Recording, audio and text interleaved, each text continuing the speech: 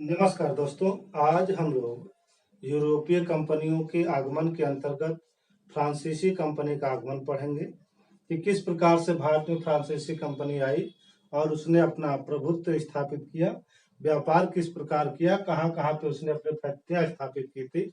इन सब चीज़ों की हम चर्चा इस वीडियो में करेंगे।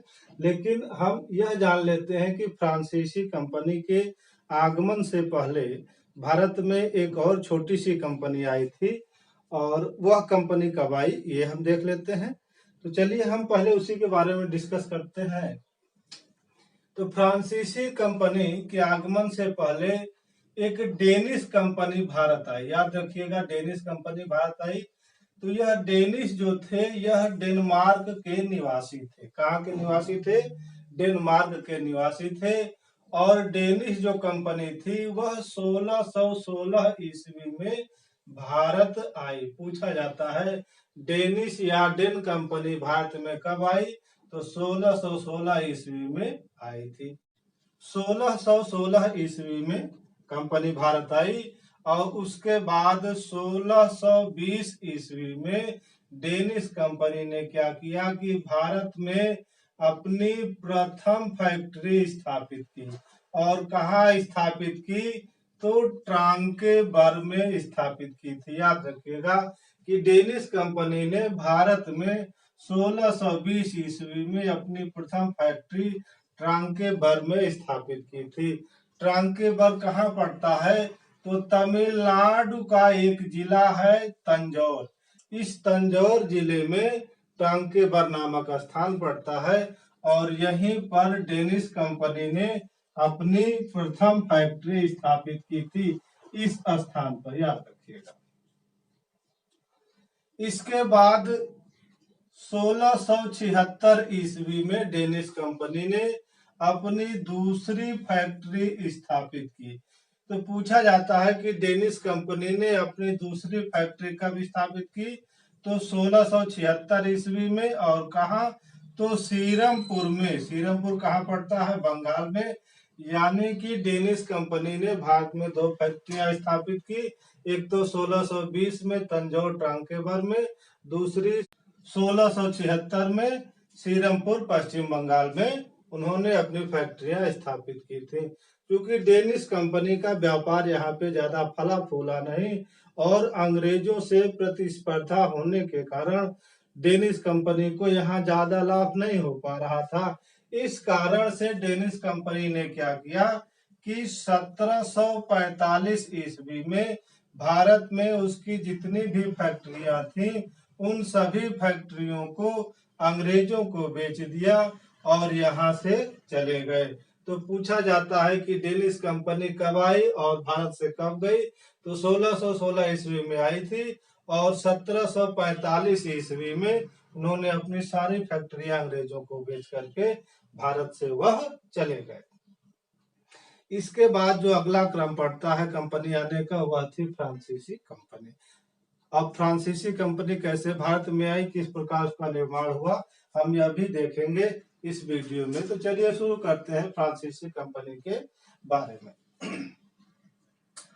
उस समय हुआ क्या कि फ्रांस में एक सम्राट था जिसका नाम था लुई 14वां। फ्रांस का जब सम्राट लुई 14वां था उस समय उसका एक मंत्री हुआ करता था जिसका नाम था कोलबर्ट। तो कोलबर्ट ने देखा कि भारत एवं पूर्वी देशों के साथ अन्य देशों की व्यापारिक कंपनियां जा रही हैं, व्यापार कर रही हैं, उन्हें काफी ज्यादा लाभ भी हो रहा है। तो उसने सोचा कि क्यों ना हम लोग भी एक कंपनी बनाएं और उस कंपनी के जरिए हम लोग भी भारत तथा पूर्वी देशों के साथ व्यापार करें ताकि हमें भी कुछ लाभ मिल सके। यही सोच कोलबर्ट ने अपने सम्राट लुई 14वां को बताई। लुई 14वें ने कहा ठीक है, आप एक कंपनी का गठन करिए और उस कंपनी को भारत तथा पूर्वी देशों के साथ व्यापार करने के लिए भेजिए।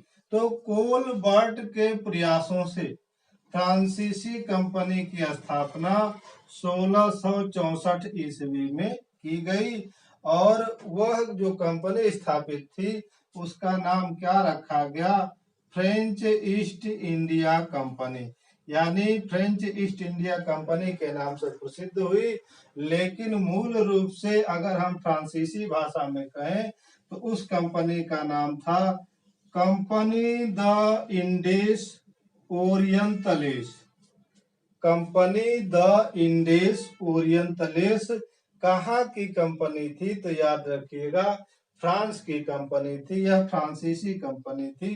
प्रश्न पूछा गया है कि जो यूरोपीय कंपनियां भारत आई उनमें से कौन सी कंपनी सरकारी कंपनी थी? तो याद रखिएगा जो फ्रांस की कंपनी बनी थी भारत से व्यापार करने के लिए वह पूर्ण रूप से सरकारी कंपनी थी। अब तक जो कंपनियां भारत आई थी वह या तो प्राइवेट हुआ करती थी या तो उन्हें राजा का समर्थन प्राप्त था। लेकिन यहाँ क्या था कि यहाँ जो कंपनी बनी वह पूर्ण रूप से सरकारी कंपनी थी। सरकारी का मतलब क्या था कि जो कंपनी बनी फ्रांसीसी कंपनी, उस कंपनी की देख रेख रख रखाव और संचालन तथा उसके खर्चे की पूरी जिम्मेदारी फ्रांसीसी सरकार की थी। तो इस प्रकार जो फ्रांसीसी कंपनी गठित हुई वह एक सरकारी कंपनी थी। अब फ्रांसीसी कंपनी का गठन भी हो गया। तो जब गठन हो गया तो जाहिर सी बात है गठन के बाद अब वह भारत तथा पूर्वी देशों के साथ व्यापार करने के लिए निकलेंगे। इसी क्रम में जो फ्रांसीसी कंपनी गठित हुई थी उसने अपना प्रथम अभियान शुरू किया। तो फ्रांसीसी कंपनी का प्रथम अभियान शुरू हुआ। याद रखिएगा फ्रांस इधर पड़ता है और यहाँ से चलते हुए फ्रांसीसी कंपनी सर्वप्रथम पूछा जाता है कहाँ पहुंची थी? तो फ्रांसीसी कंपनी का प्रथम अभियान मेडागास्कर द्वीप के लिए था। अफ्रीका महाद्वीप के दक्षिण भाग में देख रहे हैं बगल में मेडागास्कर है। यहीं पर फ्रांसीसी कंपनी सर्वप्रथम आई और यहाँ पे उसने अपना उपनिवेश स्थापित करना चाहा, लेकिन उपनिवेश स्थापित न कर सकी। इस वजह से यहाँ से फ्रांसीसी कंपनी को वापस जाना पड़ा। इसके बाद जो फ्रांसीसी कंपनी है वह अपना द्वितीय अभियान करती है। कब? 1667 ईस्वी में। और कहाँ के लिए? तो भारत के लिए। तो फ्रांसीसी कंपनी का अभियान आपने देखा कि जो उसका प्रथम अभियान था कहाँ के लिए? मेडागास्कर द्वीप के लिए था। और उसके बाद जो उसका द्वितीय अभियान होता है 1667 में कहाँ के लिए? तो भारत के लिए होता है। इस प्रकार जो फ्रांसीसी कंपनी का द्वितीय अभियान था वह भारत पहुंचा। कब? 1667 ईस्वी में। पूछा जाता है कि फ्रांसीसियों का द्वितीय अभियान जो 1667 ईस्वी में भारत आया था वह किसके नेतृत्व में आया था? तो फ्रांसिस केरान के नेतृत्व में आया था। भारत आने वाले फ्रांसीसी जो थे सर्वप्रथम वह किसके नेतृत्व में आए थे? तो फ्रांसिस केरान के नेतृत्व में आए थे, जिसे फ्रैंको कैरो भी कहा जाता है। फ्रांसिस कैरोन जब भारत आया उसके साथ एक यात्री भी था जिसका नाम था मरकारा। मरकारा नामक यात्री फ्रांसिस केरान के साथ भारत आया और यह मरकारा कहाँ का निवासी था?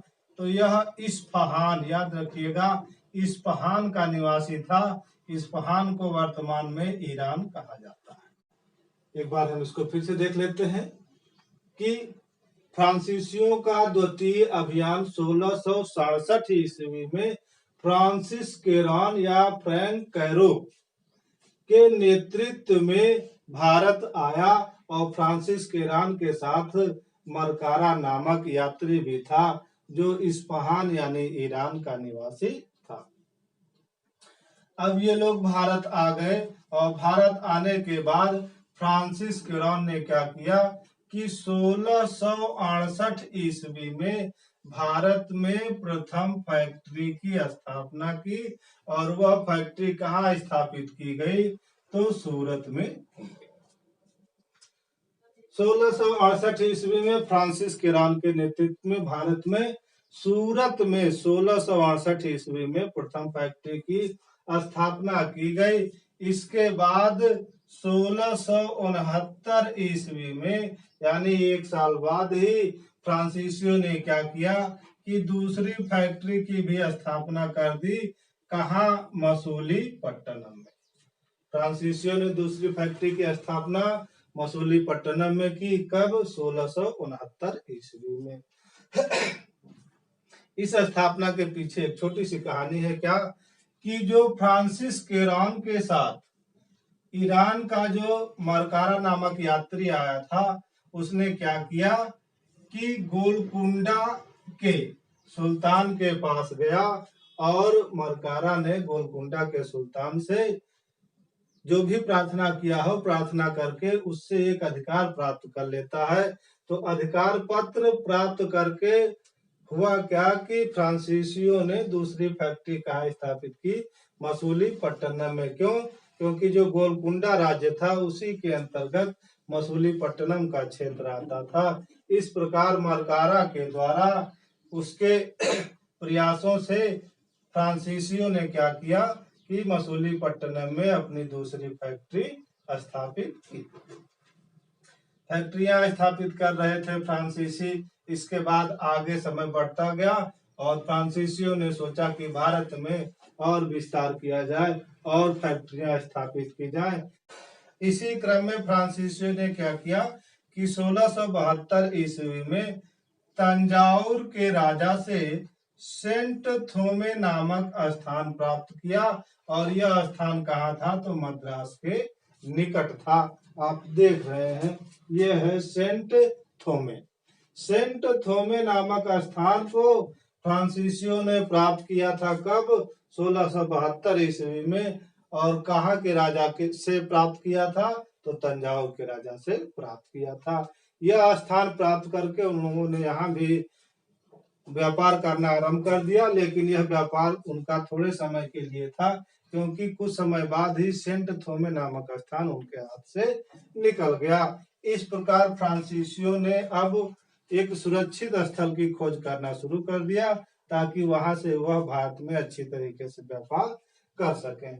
इसी क्रम में होता क्या है कि 1673 ईस्वी में भारत में फ्रांसीसी कंपनी का गवर्नर बन करके आता है। कौन? Francis Martin. फ्रांसिस मार्टिन नामक व्यक्ति 1673 ईस्वी में फ्रांसीसी कंपनी का गवर्नर बन करके आता है और इस फ्रांसिस मार्टिन के साथ वेलांग लेस्पिने नामक एक सेनापति भी रहता है। याद रखिएगा, फ्रांसिस मार्टिन के साथ वेलांग लेस्पिने नामक सेनापति भी उसके साथ भारत आया था। अब इन दोनों ने क्या किया कि भारत तो आए ही आए, साथ में यह वलीकोंडपुरम के सूबेदार, जो उस समय मुस्लिम सूबेदार था जिसका नाम था शेर खां लोदी।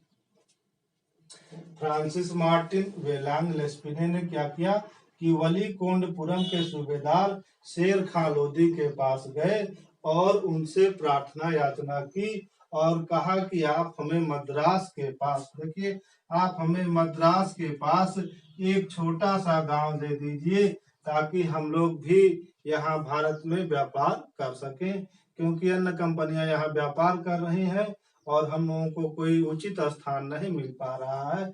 इस कारण से वेलिकोंडमपुरम के सूबेदार शेर खां लोदी ने फ्रांसिस मार्टिन या फ्रांसीसियों को मद्रास के निकट एक छोटा सा गांव दे दिया, कहा कि जाइए और आप व्यापार करिए। अब इसी छोटे से गांव का धीरे धीरे विस्तार किया गया और विकास किया गया। विकास के बाद इस छोटे से गांव के क्षेत्र का नाम पांडिचेरी रखा गया, जो मद्रास के निकट ही पड़ता था। तो जो पांडिचेरी था उसे आधुनिक रूप में पुडुचेरी कहा जाता है। पूछा जाता है कि पांडिचेरी की स्थापना भारत में किन लोगों ने की थी? तो फ्रांसीसियों ने की थी। इस पांडिचेरी का विकास किया गया और फिर धीरे धीरे पांडिचेरी की घेराबंदी कर दी गई और घेराबंदी करने के कारण वहां पर एक किले जैसी फैक्ट्री का निर्माण किया गया और उस किले का नाम क्या रखा गया? फोर्ट लुई रखा गया। फोर्ट लुई क्यों रखा गया? क्योंकि उन्होंने लुई के सम्मान में, लुई कौन? जो फ्रांस का सम्राट था, लुई 14वां, उसके सम्मान में उन्होंने पांडिचेरी में जो किला बनाया था उसका नाम रखा फोर्ट लुई। पांडिचेरी का विकास हुआ, फोर्ट लुई का भी निर्माण हो गया। इसके बाद 1693 ईस्वी में हुआ क्या कि फ्रांसीसियों को पांडिचेरी से हाथ धोना पड़ा, कारण कि 1693 ईस्वी में डचों ने फ्रांसीसियों को हरा करके पांडिचेरी पर अधिकार कर लिया और लगभग 5 साल तक यह जो पांडिचेरी स्थान था वह डचों के कब्जे में था। इसके बाद एक संधि होती है जिसे रिजविक की संधि कहा जाता है। यह संधि 1667 ईस्वी में हुई। पूछा जाता है कि रिजविक की संधि किसके किसके बीच हुई थी? तो याद रखिएगा, फ्रांसीसियों और डचों के बीच हुई थी। कब? 1667 ईस्वी में।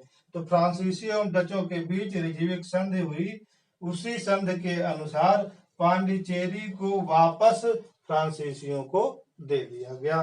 तो पूछा गया क्वेश्चन है कि फ्रांसीसियों को वापस पांडिचेरी किस संधि से मिला था? तो रिजविक की संधि से मिला था।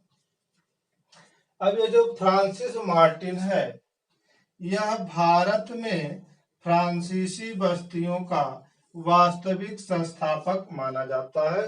तो पूछा जाए कि भारत में फ्रांसीसी बस्तियों का वास्तविक संस्थापक किसे माना गया है? तो फ्रांसिस मार्टिन को माना गया है।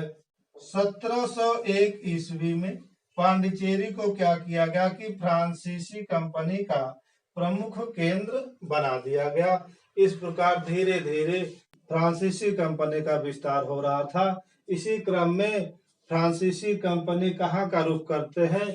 बंगाल का रुख करते हैं। और जब वह बंगाल पहुंचते हैं तो उस समय बंगाल में एक मुगल सूबेदार रहता है जिसका नाम था शाइस्ता खां। तो बंगाल में उस समय मुगल सूबेदार शाइस्ता खां था। इस शाइस्ता खां के पास जब फ्रांसीसी पहुंचते हैं तो उन्होंने शाइस्ता खां से निवेदन किया कि आप हमें बंगाल में कोई ऐसी अच्छी जगह दे दें जहां से हम व्यापार कर सके।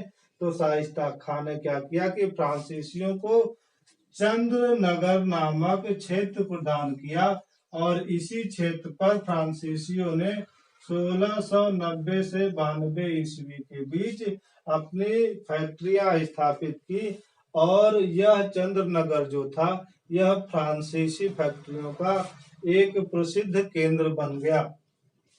पूछा भी गया है कि चंद्रनगर में किस कंपनी ने अपनी फैक्ट्री स्थापित की थी? तो फ्रांसीसी कंपनी ने स्थापित की थी।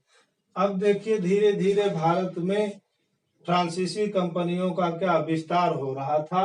सूरत में सबसे पहले उन्होंने फैक्ट्री स्थापित की, उसके बाद सेंट थोमे नामक स्थान प्राप्त किया, उसके बाद उन्होंने पांडिचेरी, फिर मसूलीपट्टनम और माहे कराईकल तथा चंद्रनगर में उन्होंने फैक्ट्रियां स्थापित कर ली थी।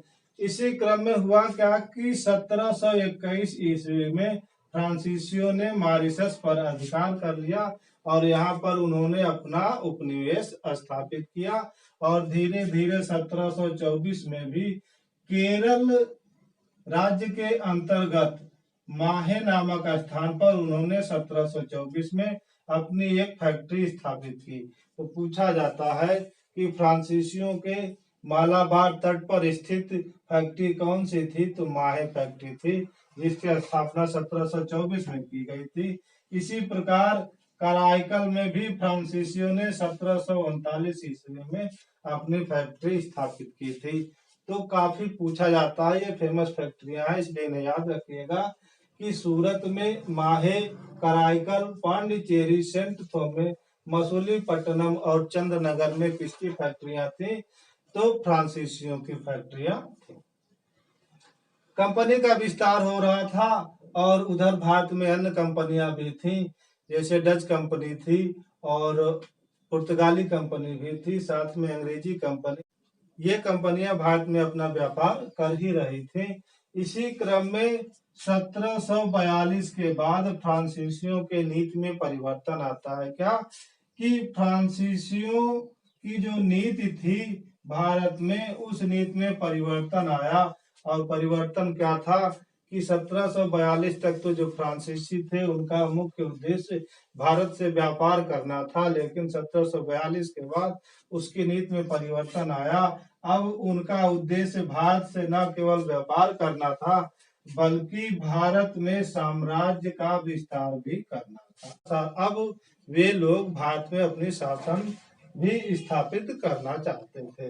भारत में इन्होंने साम्राज्य विस्तार का अपना उद्देश्य बनाया, तो जाहिर सी बात है भारत में जो अन्य कंपनियां थी, पुर्तगाली, डच, अंग्रेज, इन कंपनियों से इनका टकराव होना लाजमी हो गया, क्योंकि उस समय फ्रांसीसी कंपनी के समांतर ही एक बड़ी कंपनी भी भारत में थी, अंग्रेजी कंपनी, और उसी कंपनी से फ्रांसीसियों का टकराव हुआ। और इसी टकराव के क्रम में कुछ युद्ध होते हैं, जैसे कर्नाटक का प्रथम युद्ध, द्वितीय युद्ध, तृतीय युद्ध, जिनसे परीक्षाओं में काफी प्रश्न पूछे जाते हैं, तो उनको हम बताते हैं। ये जो कर्नाटक युद्ध हुए, तो प्रथम कर्नाटक युद्ध में मुख्य भूमिका किसकी थी? तो फ्रांसीसी गवर्नर था एक, जिसका नाम था डुप्ले। इस डुप्ले की मुख्य भूमिका थी प्रथम कर्नाटक युद्ध में। अब देख लेते हैं कि डुप्ले से जो क्वेश्चन पूछे गए हैं परीक्षाओं में और जो आते भी रहते हैं वो क्या है। डुप्ले के बारे में जो तथ्य परीक्षाओं में पूछे जाते हैं वो इस प्रकार है कि प्रथम यूरोपियन व्यक्ति कौन था जिसने भारतीय राजाओं के झगड़े में भाग लेना प्रारंभ किया? तो वह व्यक्ति कौन था? डुप्ले था। अब तक जितनी भी व्यापारिक कंपनियां आई थी, जो भी उनके गवर्नर थे, उन लोगों ने भारतीय राजाओं के आपसी झगड़े में भाग नहीं लिया, क्योंकि वह सिर्फ यहाँ व्यापार करना चाहते थे। लेकिन डुप्ले ने क्या किया कि भारतीय राजाओं के झगड़े में भी भाग लेना प्रारंभ कर दिया। इसी प्रकार पहली बार यूरोपीय सेना, वो भी भारतीय राज दरबारों में रखने की प्रथा किसने प्रारंभ की थी? तो डुप्ले ने प्रारंभ की थी। डुप्ले प्रथम यूरोपीय व्यक्ति था जिसने क्या किया कि यूरोपीय सेना को भारतीय राज दरबारों में उन्हीं के खर्चों पर रखा। तो प्रश्न पूछा जाता है कि वह कौन सा फ्रांसीसी गवर्नर था या प्रथम यूरोपीय व्यक्ति था जिसने भारतीय राजाओं के राज दरबारों में उन्हीं के खर्चे पर यूरोपीय सेना रखी थी? तो वह व्यक्ति था डुप्ले। इसी प्रकार पहली बार भारतीय राजनीति में हस्तक्षेप करने वाला प्रथम यूरोपीय व्यक्ति किसे माना जाता है? तो डुप्ले को माना जाता है। अभी तक कंपनियां जो आई थी, उनके जो गवर्नर थे, उन्होंने भारतीय राजनीति में हस्तक्षेप नहीं किया था, लेकिन फ्रांसीसी गवर्नर डुप्ले ने क्या किया कि पहली बार भारतीय राजनीति में हस्तक्षेप करना शुरू कर दिया था। भारत में यूरोपीय साम्राज्य की नींव किसके द्वारा डाली गई? तो याद रखिएगा, भारत में यूरोपीय साम्राज्य की नींव डालने वाला व्यक्ति डुप्ले था, जो फ्रांसीसी गवर्नर था। इसके पहले अन्य कंपनियों के भी गवर्नर थे, लेकिन उन्होंने ऐसा कदम नहीं उठाया।